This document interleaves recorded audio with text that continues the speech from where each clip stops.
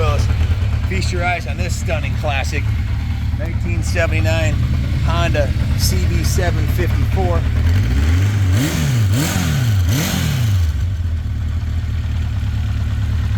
I think they have a picture of this in the Wikipedia description of stunning classic. This is an absolutely pristine 10th anniversary limited edition. You can see it has a gold 10th anniversary limited edition livery on the gas tank, the two-tone paint job, these beautiful 10th anniversary CB750K limited edition badges. Guys, this thing is all original, mint condition, one owner bike. I purchased it from the original owner. David Janik, he bought this bike brand new from Papa Lee's Honda in Massachusetts. Check this out. I have the actual registry of motor vehicles, 1979 title when he purchased this bike on April 23rd. Original one owner motorcycle. And he called me up.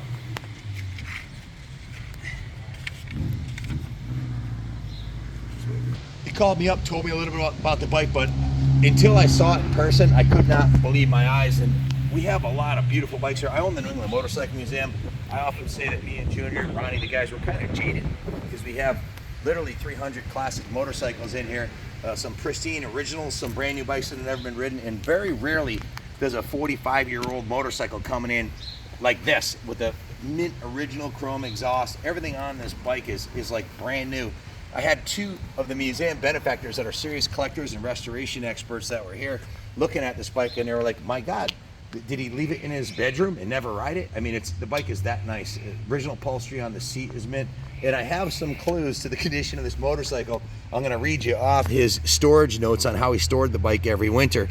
And I also have the original Honda manual that he got with the bike from Papa Lee's Honda, with the service records for the services that he had done at the dealership, at the 600-mile service, the 2,500-mile service, and the 7,500-mile service. So, in any event, this is how he stored the bike. Hooked up the battery tender, checked the air cleaner, drained all the gas, and would flush out the float bowls. And he would actually put Vaseline on the engine and metal in the rubber. Vaseline. I've never heard anybody doing that, but pretty cool that he did that, and that's why it stayed so nice. So I guess Vaseline is the key to keeping your bike super clean when you store it in the New England winters.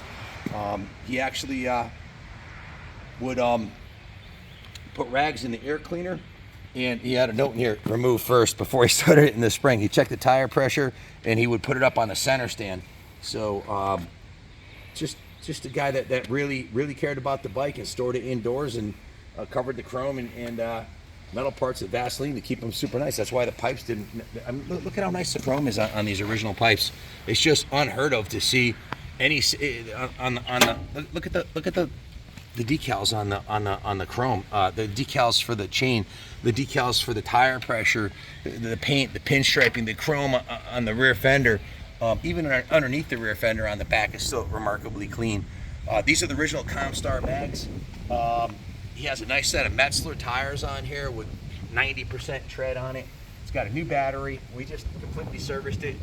We actually, Jeff Castine, the mechanic, completely took the carbs apart, dismantled them and rebuilt them, and super tuned it, synchronized them so it runs perfect. Wait to hear this thing going down the road. It runs beautifully. It's got VP non-ethanol fuel in it. It's got new engine oil, new air filter, new battery. The fluids have all been changed for the brake fluid, and everything's ready to go, man. It's really like a brand new motorcycle. It's an investment quality museum piece is like how I would describe it. You just don't find them like this. So let me take you for a little ride so you can hear it run. It's super smooth, super comfortable, no vibration, fast. He had some notes on here on the other page. Here it is. It's actually double-sided. There's 2 pages of notes. I only read some excerpts, but it's a 1979 double overhead cam motor, 4-valve, 4-cylinder, 77 horsepower. It has a 5.3 gallon fuel tank with 1.3 gallon reserve. Holds 4.7 quarts of oil, and it weighs 565 pounds.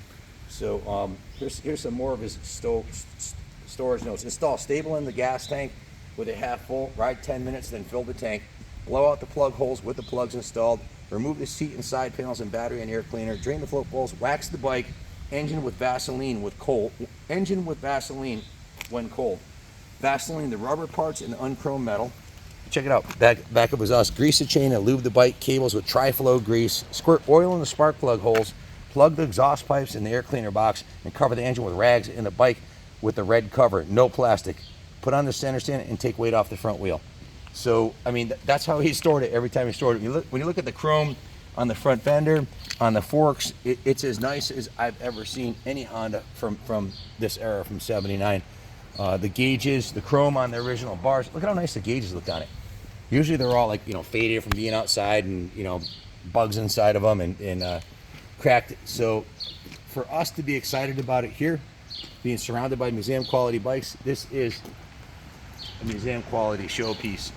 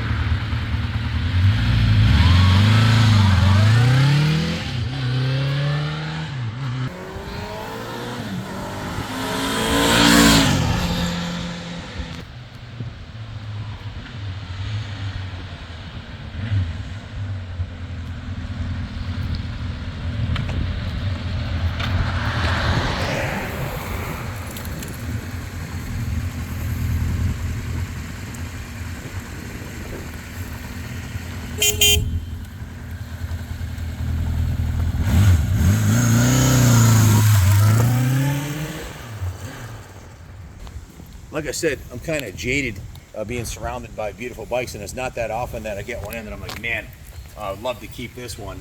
But unfortunately, we got a lot of overhead here with a staff of 20 and a 40,000 square foot facility. So that's how we keep the doors open, is by letting beauties like this go to new homes. Look at the paint job on this thing. The metal flake on this original factory paint job. Come close here, see if it shows that. Just beautiful. The gold pinstriping, the badges, the deep dark burgundy, even the original Clisson badge. Excuse me. I mean, this was owned by the original owner who lathered it with Vaseline every winter, okay? I've got proof. I've got that, not only the title, but in his handwriting, exactly what he did to keep it this nice. Hey, success leaves clues. If you want to keep your bike nice, storing it right in the winter and maintaining it, dealer maintained, and keeping it pristine.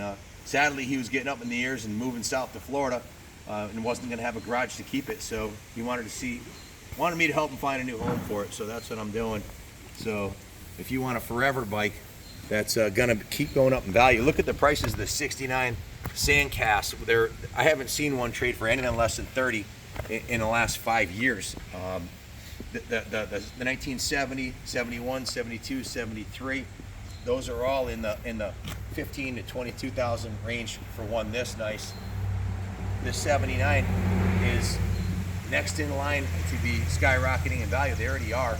So finding one this nice is well, unobtainium. They're just not out there like this. Original one owner bikes this nice. They just don't exist. And the ones that do are snapped up in between friends or kept in private collections. So it's a rare opportunity. Bid high, bid often. You're not going to find another one. I promise you that. Not this nice.